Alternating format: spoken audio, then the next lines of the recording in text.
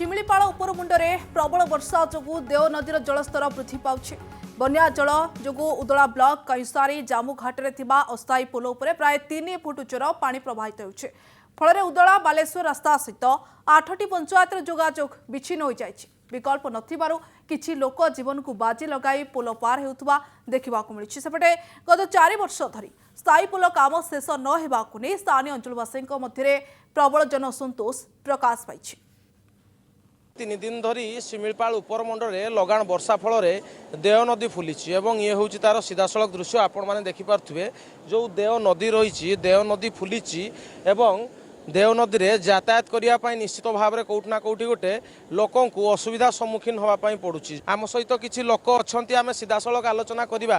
सार कौटू आसते आप बेतनटी आसलु बेतनटी आम जशीपुर करंजिया जाऊँ ना ना से किसी जान नु आम आसलु भाई मैंने पारे देले धरिकी रिक्स तो अच्छी जेहेतु पानी सुओ टे अधिक अच्छी खसी जर चांस अच्छी। निश्चित भाव में डाहाण साइड को दबी जाइए पानी आसवा फल डाहाण साइड को दबी जाइए वर्तमान वर्षा धीरे धीरे होउछि एवं धीरे धीरे देव नदी आहरी फुलिबारे लगी। तेबे अन्य ग्रामवासी माने अछंती आमे तांको सहित आलोचना करिबा। सार कौन कहिबे नदी रे केमिति कौन पानी चलीछि?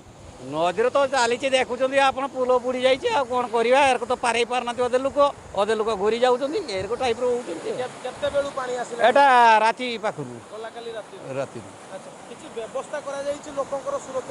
ना सेमती किसी ना सेमती ना सेमती किसी ना लोक पार ना अधे जी जबरदस्त जाऊँच रिक्स अच्छी जहाँ जमती हम